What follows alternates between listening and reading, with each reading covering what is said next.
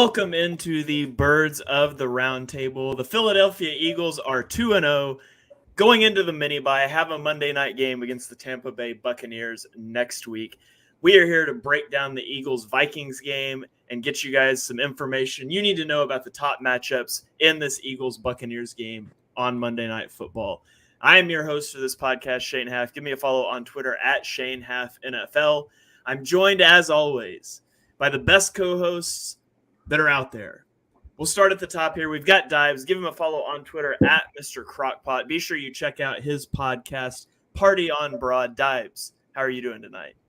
I'm doing well, man. I just want to say I hosted for you last week, and you're already 1,000 times better than I was. Introducing the show as Birds of the Round Table and not Party on Broad like I am foolishly done. So a lot to talk about here, Eagles versus Vikings, but we've got some juicy matchups to watch here against the Bucs, and I'm excited to get into it. Yeah, well, I will say, we got a nice gif out of your introduction last week. Clowning Ryan, who is not with us today. Ryan's a little under the weather, so he's phoning in his picks. We've got some of his picks here, but also joined by David. Give him a follow on Twitter at PHL Eagle News. Check out his written work at PhillyCoverCorner.com. David, how are you doing tonight? I'm doing good. I was happy to enjoy a weekend without the Eagles so I could watch some other teams play, which was educational. I learned that the tush push is unstoppable unless you're Jordan Love and the Packers. That was a really interesting play. And I'm glad that we got a new punter in town, albeit he's probably about the same as the one that just left. But, hey, cheers to new beginnings. All right. I realized we buried the lead here a little bit because Birds of the Round Table has a Twitter account. So you guys can go follow our Twitter account at roundtablebirds.com on Twitter. I'll drop that here in the comments when I'm not talking because I can't talk and type at the same time. We'll try to tweet out clips. We'll obviously use it to retweet some of our stuff, but it can be sort of a central hub for Birds of the Round Table things. So you guys go check that out on Twitter at roundtablebirds. So guys, let's go ahead and dive into it. We're going to start with our top takeaways against the Minnesota Vikings. Dives, I'm going to go to you and let you lead us off while I drop the Twitter handle here. For me, it was the new Eagles duo of Jordan Davis and Jalen Carter, man. I think Josh Sweat was terrific. He had 8 pressures, the most he's had in his career. But, you look at Jalen Carter, he has a better pressure percentage than Josh Sweat at 18.6% on pass blocking snaps. Carter leads all interior defensive linemen this season with 11 quarterback pressures on 59 pass rush snaps. Third most total pressures in the NFL through 2 weeks, man. Jalen Carter's been absolutely nuts. And then Davis, he had 2 pressures and a sack on 11 pass drops in week 2, man. Jordan Davis has just had a phenomenal stretch here. And that's what's got me so excited. This duo that's 23 and 22 years old, man. Yes, it's a small sample size, but the Eagles defensive line is averaging 12.5 pressures per game in 2023. They averaged 9.9 pressures per game in 2022. Yeah, they had issues getting home in week 1. But I'm loving what I'm seeing. The evolution of Jordan Davis just becoming an unbelievable pass rusher, again, was not on my Eagles bingo card. So I'm really excited about those two just continuing to dominate the opposition, man. What an unbelievable upside potential these two have for the next 10 years. Yeah, absolutely. Dibes, Jalen Carter has a 17.9% pressure rate through 2 games. It's a small sample size, but do you know where that would rank among defensive tackles last year? It's got to be top 10. It's first. Oh, my gosh. First place was 14%. You know who was first place?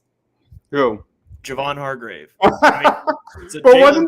wasn't that like the – oh, go ahead. I was going to say Jalen Carter just, better, cheaper Javon Hargrave. So better against the run, and apparently he's a better pass rusher too. Well, but that was a question, who's going to replace Hargrave? You've got Jalen Carter and Jordan Davis that are playing out of their damn mind, man. How exciting is that? Yeah, very exciting, and especially exciting, as you mentioned, seeing Jordan Davis take that next step, I mean, that was projection. It was projection to say that he could develop into a pass rusher. And, maybe he has, maybe he hasn't, but he's looked really good through 2 weeks. He's made a huge impact in the run game. He actually leads the Eagles in sacks. And so if those two guys can continue to play at that level, I mean, the sky's the limit for this pass rush. So, yeah. And Davis is doing that in very limited snaps, too. He's not on the field very often. Yes, yeah, and that's something to monitor throughout the season. Conditioning has always been an issue for Davis, and at a certain size, your body can only stand up to so much. So, what we're seeing from Jordan Davis right now is great. I want to still be able to see it in December and January, and so that's a huge thing for me if he can sustain that. Yeah, my take is just keep that rotation, baby. Dude, I'm good with the limited snaps. Just keep these guys healthy, especially Jordan Davis, man. You remember last year, he had a few weeks in a row where he really started to cook, and then he got hurt, and then it was pretty much the end there. Then the Eagles kind of added some vets, but keep that rotation going. I'm good with everything I'm seeing from the defensive line. Yeah. All right. So that's Dives. David, what was your big takeaway from the Vikings game? It was mainly the O-line. Just they make everybody look good. I mean, Swift had a big game, and he didn't even get touched until he was 6-7 yards in the hole on 2/3 of his rushes, and then after that he just carries people a couple yards. I mean, even Boston ran 5 times for 40 yards. He was averaging 8 a clip.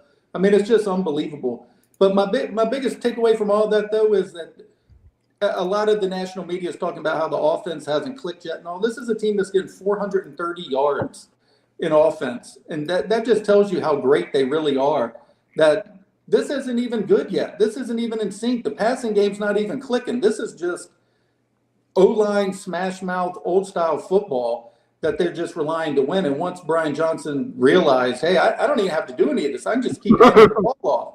I mean, it was game over after that point. And that's my biggest takeaway. It's just been amazing to watch that just dictate every single week. Yeah, absolutely. You're right. The offense hasn't clicked yet, but the Eagles are 2-0, and you look around at other teams. Chiefs 1-1, Bills 1-1. I mean, the Jets lose their quarterback. They're also 1-1. The Bengals are 0-2, and you look around at other contenders, and it hasn't been pretty necessarily like it has been for, say, the Dolphins, who have looked spectacular, or the Cowboys, who have looked spectacular, albeit played no one. The Eagles are 2-0. The offense is fully healthy.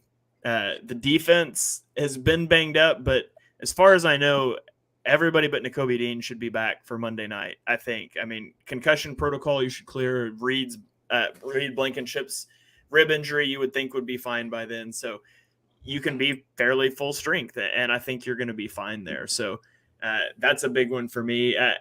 Okay, is it bad on Birds of the Roundtable for my big takeaway to be about the Vikings? Because I want to share with you the most Kirk Cousins stat of all Kirk Cousins stats you've ever seen, and that's this. Kirk Cousins is the first quarterback in NFL history to throw for over 700 yards with a 70+% completion percentage in the first 2 games of the season and not have a win. Just total empty stats. It's the Kirk Cousins thing of all time. I thought that was really funny when I saw it. But I'm going to cheat because I'm the host and I get to. But I had 2 big takeaways, one on each side of the ball. One is that the Eagles are finding answers for the blitz. I did an all-22 video about it. Hurts was 8 of 11 for 153 yards and a touchdown against the blitz on Sunday. They're starting to build in answers that is not just Jalen Hurts scrambling. And a lot of it's throwing to running backs. A lot of it was they used Dallas Goedert over the middle on quick hitches and curls against some of the pressure packages the Vikings were bringing. So I think they're starting to figure out things against the blitz. Now, the new wrinkle is the Vikings also dropped 8 into coverage on 40% of the snaps. And although Hurts was 10 of 12 against Max drop, it was only for 40 yards and he had an interception. So something else that they're going to have to figure out, a puzzle they're going to have to solve. But that's on the offensive side of the ball. On the defensive side of the ball, my takeaway is that Nicholas Morrow looked far better than Nakobe Dean did. And the linebackers were much more functional in game 2 than in game 1. Zach Cunningham's still a problem in coverage, good in the run game, but Nicholas Morrow flashed as a blitzer. I thought he had some good moments in coverage. And all in all, I mean, if Dean's healthy, you play Morrow and Dean next to each other, I think. But if you had to pick one, Morrow has turned in the better game so far this season, in my opinion. Too soon. Yeah, sure. I mean, it's all we've got going off of 2 games, but I would love to see those 2 guys next to each other. Especially, that was concerning. It's something we talked about in the preseason. How are you going to hold up against the run with 2 really light linebackers like that? The run hasn't been a problem at all. The defensive front's playing spectacular behind Dybes' point, Jordan Davis, Jalen Carter. If you can sustain it, I'd love to see Nakobe Dean and Nicholas Morrow next to each other. And I think you could be fine against the run. Agreed. Okay, let's turn the page. Or anybody else have anything that they want to throw out about the Vikings game before we move on to the next one? No, man, let's get into it. All right, well, let's get into it. Eagles versus Buccaneers, top matchups to watch. Dybes, I'll let you lead us off again. Oh, wait. Oh, shit.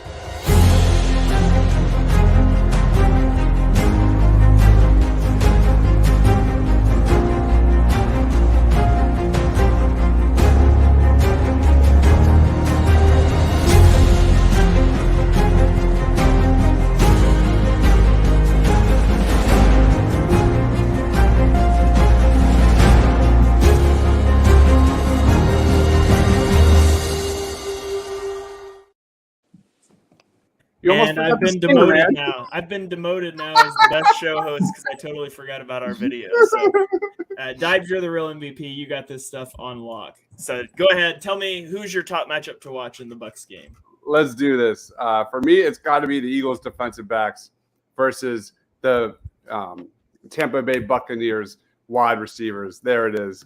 For me, you look at Avonte Maddox being out. You look at Mario Goodrich and his name being called last week. Did he? The question is, will he respond on Monday Night Football? Mario Goodrich allowed 6 receptions on 6 targets in week 2. He also had 2 missed tackles and a passer rating allowed of 147.9. As of right now, it feels like you're going to get a mix of Bradbury, Evans, and Goodrich in that slot role against the Bucs. When you look at the Bucs playmakers, this could be a huge advantage in favor of Tampa Bay. Mike Evans, we all know he's an elite downfield threat. The dude had hauled in 6 of his 8 targets for 171 receiving yards and a touchdown last week in a victory over the Bears. Then you get to Chris Godwin, who is just simply the model of consistency. He leads the league with 50 or more receiving yards in 10 straight games. But when you look at where the Bucs might try to take advantage of the Eagles, especially in that slot, Godwin has lined up in the slot more and more every single year he entered the NFL. 14% of his snaps during his rookie year, 57% of his snaps in 2020, 61% of his snaps in 2021, and 66% this last year. He's kind of taken on more of an outside threat role in 2023. But if I'm the Bucs, if I'm going to attack this Eagles defensive backfield, man, I think they should, really utilize Chris Godwin and take advantage of some of these mismatches. And also, an underrated player to watch in this game could be rookie Trey Palmer. This guy ran 70% of his routes in the slot in week 2. So keep an eye on that guy. But for me, of all the things we just kind of praised the Philadelphia Eagles, the coverage has been my biggest concern. So Mike Evans, Chris Godwin, can the Eagles slow down those 2? And if the Eagles can make the Bucs one-dimensional, I really like their odds. All right. Yeah, absolutely. The Bucs don't have a great rushing attack. And so if you can take away the passing game, and what are your guys' thoughts on how do you handle the cornerback room with Avonte Maddox out? I'm pretty well on the record that I would have James Bradbury in the slot, especially for a game like this where Mike Evans is going to be in the slot a decent amount, and keep Josh Jobe on the outside. But is that kind of what you guys are thinking as well, or would you like to see it handled a little differently? it's not going to be Eli Ricks. You know, it's they brought in that new guy. He's more of an boundary cornerback. I like your idea, man. I think that makes the most sense. I would really limit Goodrich this week. And yes, Godwin does play in the slot. He's played it less this year than the last few years. But I think that could change in week 3 with this kind of depending on how this plays out. Godwin's taken 39 snaps in the slot, and he's taken 72 snaps out wide so far this season. Yep. So, and let's see, I can pull up Mike Evans real quick, but he goes in the slot as well. Well, I thought I could pull him up. He disappeared. There he is. So Mike Evans so far this year has played, looks like 15 snaps in the slot, and he's played 85 snaps out wide. So he'll move into the slot some. He's primarily going to be out wide. Godwin will primarily be in the slot, but you can bet if Mario Goodrich is in the slot, Mike Evans is going to be in the slot a lot as well. Mm-hmm. I think Allison might be right in the fact that Bradbury might follow Mike Evans a lot during this game. He just wherever he goes, he's going to be right on him. Yeah. And an Avonte Maddox injury isn't the expressed reason they had Bradbury practicing in the slot in training camp, but it was for situations like this. Mike Evans, Travis Kelce, bigger guys like that Avonte Maddox wasn't equipped to handle. So I think they'll be ready for that. Absolutely. Okay, David, I'll throw it to you. What is your top matchup here to watch in this game? I went with the Bucs defense and Todd Bowles versus Jalen Hurts. The Bucs have beaten the Eagles the last 4 times they've met, including the playoff game that Todd Bowles and the Buccaneers embarrassed Jalen and the Eagles. You had Buccaneer defensive players on the hot mic stating how Jalen couldn't read their defenses. Bowles mentioned that he noticed a tendency of how Hurts had always thrown to the right, so he aligned his defense to force everything to go to the left. And Hurts has evolved into a much better player since then, and he has far fewer tendencies that can be exploited. But I think that's going to be a really, really hard chess battle, more than most people are giving credit for. After facing 2 great defensive minds in Belichick and Flores over the first 2 weeks, I put Todd Bowles right up there in that same territory. I expect them to do a lot of the same coverages that Bill used, and I expect to see a lot of the same blitz packages that Flores did. Bowles is really good at disguising his defenses and causing chaos, and he's the main reason that they're 2-0, that defense. They've had a top 3 rush defense in 3 of the past 4 years. So the anemic passing game is going to have to get things going. Offensive coordinator Brian Johnson probably won't be able to rely on the running game like he did against Minnesota. That's not to say that you go away from doing what they do or utilize Hurts' strength like design quarterback runs, where Hurts leading the league currently in those with 15. But they definitely need to exploit the mismatches with their receivers versus the Buccaneer corners.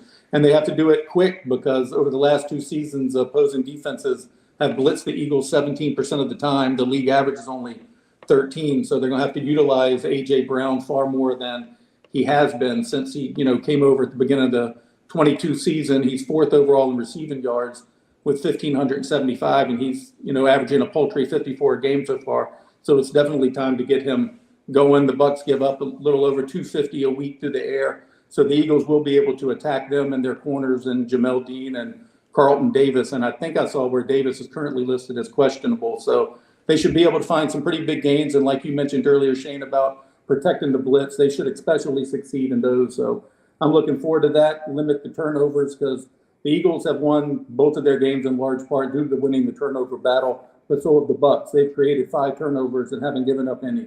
So that'll be what the game comes down to. Hurts protecting the ball, Hurts exploiting the blitzes, and I think that's going to be the tail of the game right there. All right.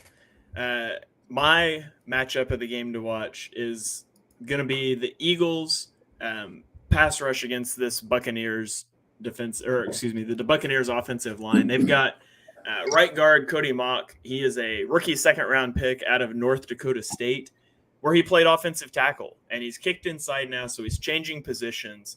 He's coming from FCS to the NFL, and this will be his 3rd game at a new position, at a whole new level of competition.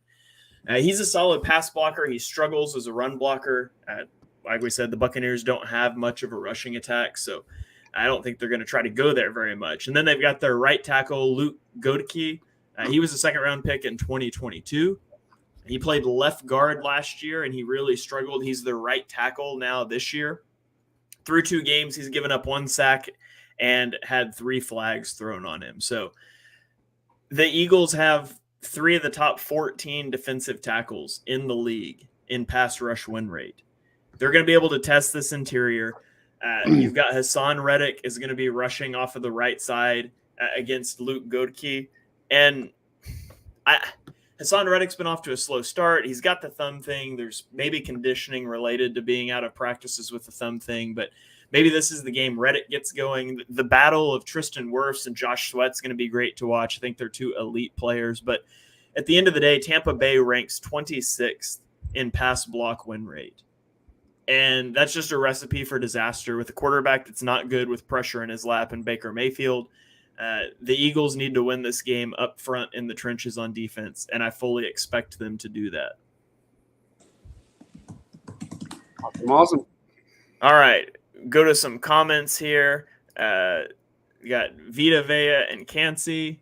So good. Good luck trying to block those 2 guys. Vita Vea, so legit good. Run stuff from the middle. I mean, Kalijah Cansey's played 11 snaps this year. I'm not scared of Kalijah Cansey at this point in time. But if you are, it's as a pass rusher. He can be moved in the run game. So he's also a guy, he was kind of a tweener. He's kicking outside to defensive end after being a defensive tackle in college. He's a guy, I liked in the draft, but I think he's going to take some time. Baker Mayfield is due for a multiple interception game. I sure hope so. He's looked good, man, right? Like his chemistry with Evans has been pinpoint this year, right?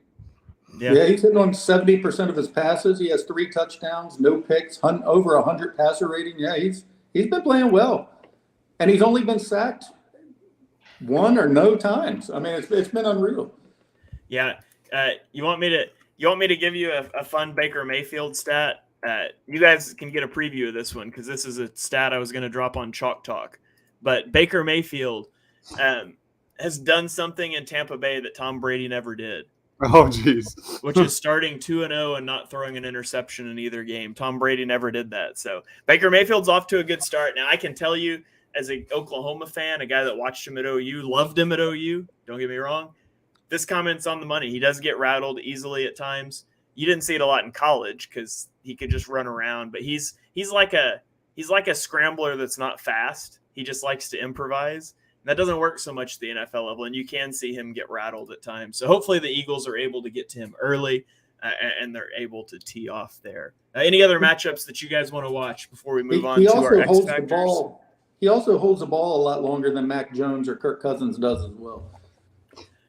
That's true, although he has been getting the ball out quite a bit quicker so far this year. He's like, I checked this earlier because I fully expected, just like in my head, I know he holds the ball, and I was going to be like, he's time to throw has been 3.1 seconds. It's been 2.84, so he has been getting it out faster this year. What did Mac Jones average? Like 2.5 against the Eagles? It was somewhere around there. Mac was at, I think he was 2.51 or 2.52, something like that. It was crazy. And like I said, the Bucs still have, despite that pass rush win rate, they still only given up that 1 sack all season, which is pretty impressive. Yeah, absolutely. All right, let's shift gears now. We've talked about the top matchups to watch. Now we're going to talk about the biggest X factors in this game. And Dives, it's been a while since you've talked, so I'm just going to throw it around the horn to you again. Mr. Rudy Poo in the house, man. Thanks for joining, man. Long time fan of this channel. I'm cheating again, but it's Brian Johnson, just like you guys said. The offense has been clunky. Defensive coordinators aren't letting Jalen Hurts kind of RPO them to death in 2023. The Eagles have had to handle the blitz a ton these last 2 weeks, man. They faced a blitz 17% of the time since the 2022 season, which is the highest in the NFL. And like everyone just said, I thought they did a really good job in week 2, Jalen Hurts managing that blitz. And I think for me, like, I want to see Brian Johnson kind of get out of his own way again, and for the Eagles to attack the defense rather than think too hard, rather than try and outsmart themselves. The Eagles did what they did best in that second quarter against the Vikings. They ran the ball right at them, and they played their game rather than the other way around. The Buccaneers right now have the sixth highest blitz percentage at 37.8%. They are tied for the third most sacks in the league. I think Brian Johnson is the X factor because he's got to get this offensive line. He's got to get Jalen Hurts ready because Shaq Barrett, Devin White, those guys are going to have Jalen Hurts targeted and on Monday Night Football. So for me, it's Brian Johnson, and can he get this Eagles offense going? That's my X factor. All right, David, what's your X factor for this game? The edge rushers, aside from Sweat, all the edge rushers have just been missing from the stat sheet. All the pressure has come from the interior defensive line. And Barnett has been a liability. He was only in 15, 16 snaps, but he gave up a sack. He missed a run assignment. And I'm also curious to know why Nolan's not in there, because if he's not healthy, then why are you giving him 6 snaps and 7 snaps? So I don't think that's the issue. So it's more likely he is healthy. It's just he just needs to take Barnett's reps, see what you have, unleash him. Because if it wasn't for the way that Dobbs had spoke earlier, that Cox and Carter and Davis have been playing and getting to the quarterbacks, the rest of the edge rushers outside of Sweat really haven't done anything. So I think that is going to have to change in order for them to slow down the passing attack that Baker, Evans, and Godwin is going to have on Monday night. Yeah, Nolan Smith is not playing over Derek Barnett for the same reason DeAndre Swift got 2 touches in the Week 1 game. Coaches just sometimes do baffling things in terms of personnel management. I would like to see Nolan Smith on the field more than he has been as well. Do you think that Swift also may not have been on the field the first week just because of his pass pro, just a lack of blocking? Because I do think, despite his 175-yard night, he did show vulnerability in pass protection. I mean, he did get run over. He was not really good in that. And Gainwell has done a little bit better. So I'm curious if that wasn't the initial reason, especially with playing Belichick, if he just didn't want to go with Gainwell just for more pass protection. Yeah, I mean, possibly, but also Kenny Gainwell is not very good at pass blocking either. So no, he just knows the offense infinitely better at this point. Yeah. I mean, so to your point, in Week 2 against the Vikings, DeAndre Swift had 7 pass blocking snaps. He gave up 3 pressures and a sack in those. So not very good, but you look at Kenny Gainwell against New England, he only had 3 pass blocking snaps. There's not much there, but last year he had 40 and he gave up a sack and 6 pressures. So, I mean, that's a little better, but it's not ideal. So, okay, my X factor for this game. My X factor for the game is going to be Dallas Goedert. We saw Dallas Goedert get a little more involved. The Buccaneers run the highest zone coverage rate in the entire NFL. 87% of their snaps so far this year have been in zone coverage. Dallas Goedert's a zone coverage killer. I think this could be a big Dallas Goedert game. I think that the Eagles need to get him the ball. I would love to see that tight end screen game come back as well.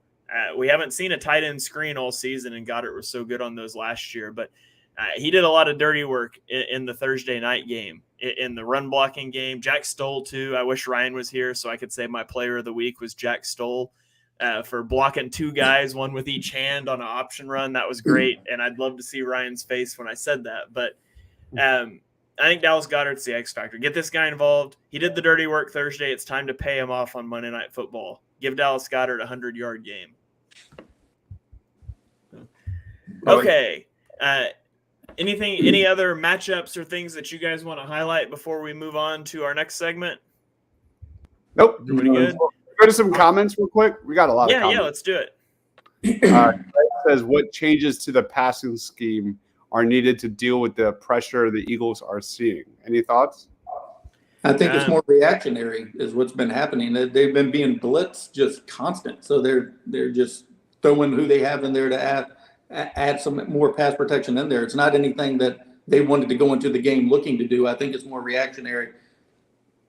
Yeah, just to give you an idea of how insane what the Vikings were doing was they had over a 40% max blitz rate and over a 40% drop 8 rate. Both of those were the highest rates since in the last 3 seasons, at least, in the same game. It was just insane. They were throwing the kitchen sink at him. I actually think some of the adjustments you want to see are there. I did an all 22 video, and I named it "Answers for the Blitz?" because it's there at times and it's not there at times. But I think it's trending in a positive direction, to be honest. I think the blitz has not impacted the offense this year the way that it did last year.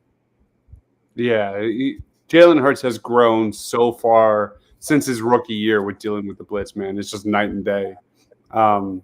Do we think that's just a trend? Do you think we're going to be saying that the rest of the season? Is that the blueprint to attack Jalen Hurts there? To blitz? To blitz Jalen Hurts, yes. I don't think so. I mean, just based off the early returns, I think you can still get him on it, but I'm a lot more interested in this drop 8 into coverage. It's something the Bengals did to Mahomes a couple of years ago that was really effective. It hasn't really become like mainstream, but it's something the Vikings did to the Eagles with a lot of success. And I'm interested to see if teams will start looking at that a little more. Yep. Quentin says, I'd like to see some creativity on offense, some misdirection. Absolutely. Mr. Rudy Poo says, play Sidney Brown. We need an enforcer. I'm sick of these arm tacklers. Is this the week we get more Sidney Brown? I don't think so. No, I don't think they're going to play him, to be honest. I would be interested, though, long term. I mean, we know Avonte Maddox is probably out for the season. If they don't want to play Bradbury in the slot, I would love to see him put Sidney Brown in the slot. He played there a lot in college. He's great as a run defender, obviously not afraid to come downhill and hit. I'd love to see Sidney Brown get on the field in that role if they don't want to kick Bradbury inside. Yeah, the real RM piece is Eagles are going to score 30 or more. I don't see Tampa Bay scoring over 23. And Mr. Rudy Poo says, I hope Jalen reviews that Bucs playoff game. Expect a lot of the same concepts. Need his payback. That's a good comment. I didn't even think of that when they just suffocated Jalen Hurts with the blitz. And their linebackers, the speed of their linebackers really caused a lot of problems there. That's a good comment. Anything else before we go to our next player of the game and score prediction segment? We good? Oh, let's do it. Let's get into it.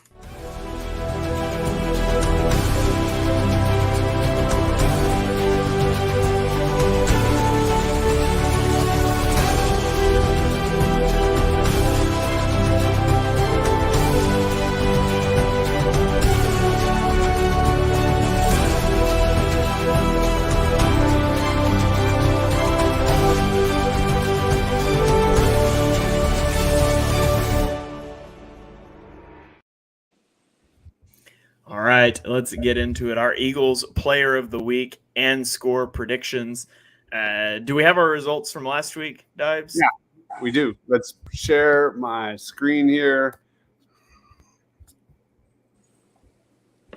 All right, so here are the score predictions. I nailed the total from week 2, so I'm going to give myself 4 points. Is that cool?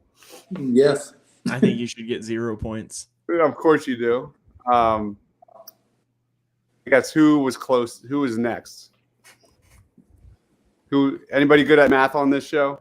I don't. What was the final score? I don't even remember. I've watched a lot of all 22 since then. Okay, 34-28. I mean, I don't know. Are we going for like closest score, closest like margin? What are we looking for here? I don't know. David had it as an 11-point spread. I had it as a 7-point spread. Ryan's definitely last, although he got 34 for the Eagles. He was off by 11 for the. Yeah, I don't know how you weigh this out, to be honest. Shane 3, me 2. There it is. All right, going on to player of the game predictions from last week. Ryan let the Devontae Smith train keep rolling into week 2. Devontae, David had Jalen Hurts. Shane, you had Dallas Goedert and had AJ Brown. So that's clearly Devontae, correct? Yeah. The 3 touchdowns for Hurts looks nice, but I mean, two of them are QB sneaks. So Who would you say was the number 2 star? I'd probably go Hurts too. Okay. Hurts for David. And then I'll go Goddard number 3. Is that cool? Sure. If And then Rashad Penny didn't hold, A.J. Brown probably would have been second instead All of right. last. Ryan's got a commanding lead. So let's jump into week 3. All right. Well, Ryan gets first dibs, and he already said offline here that he wanted to run Devonta Smith back. So Devonta Smith will be the player of the week prediction for Ryan. David, I'll let you go second here. Who's your player of the week prediction? A.J. Brown. Oh, that's who I was going to take. All right, A.J. Brown. Good pick there. Are we going to do score predictions at the same time here, or do we do that after? Sure. Doesn't matter. Okay, what's your score prediction, David? 38-23 Eagles. Wow. All right, A.J. Brown and 38-23 Eagles. All right, so we've got the 2 receivers off the board. Dibes, unless you're taking Olamide Zaccheaus, who's your player of the week prediction? I'm going to go with my gut in this one. First Monday night football game for Jalen Carter. I'm going to go 2 sacks for Jalen Carter. And, this game's all about, the defense creating turnovers, the defense creating plays. For me, I think Jalen Carter is the guy that forces, a turnover. He might not get 2 sacks, but I think Jalen Carter will have his first big moment to start off his NFL career on the biggest stage, Monday Night Football. So I'm going to go on the defensive side. I'm going to go Jalen Carter, unblockable.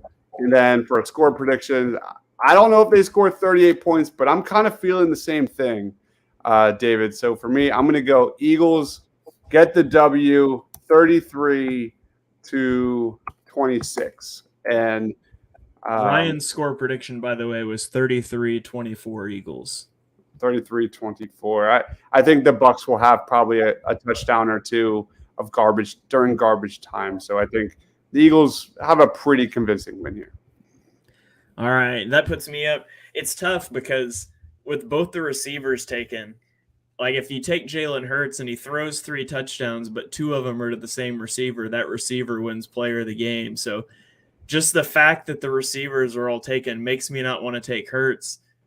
So I'm going to take Dallas Goedert. I'm going to run it back with Dallas Goedert. I do think he's so good against zone coverage. And I think they might try to pay him off for his blocking efforts. So give me Dallas Goedert. I picked him twice now. If he only gets 22 yards receiving, I'm never picking him again. But I'll take Dallas Goedert here. And then give me 31-13 Eagles. I think the Eagles come out off the mini bye. I think they've got time to get some things straightened out. I think they're the much better team, and I think they're going to be able to get to Baker Mayfield and get some pressure, rattle him a little bit. So I think this is the game where the Eagles fans afterwards sit back and they don't really have a lot to complain about. They just feel good. Love it, man. All right. Well, that is going to about wrap it up here on Birds of the Roundtable. A few more comments here. We've got player of the game, Carter. Yes. 30-21 Eagles. We've also got a player of the game, Swift.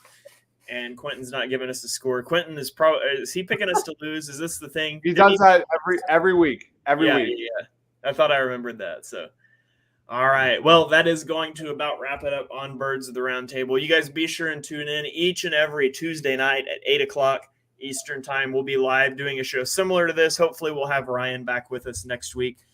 Although, actually, I'll be a late addition to the show next week because my son's got coach pitch the next 2 Tuesdays. But I'm going to put some video clips in that they can show, and I'll show up for the very end for the Player of the Week predictions. So keep it tuned to Edge of Philly Sports, Philly Sports Alliance, wherever you're watching the show. Smash that subscribe button. Turn on notifications so you get that next show.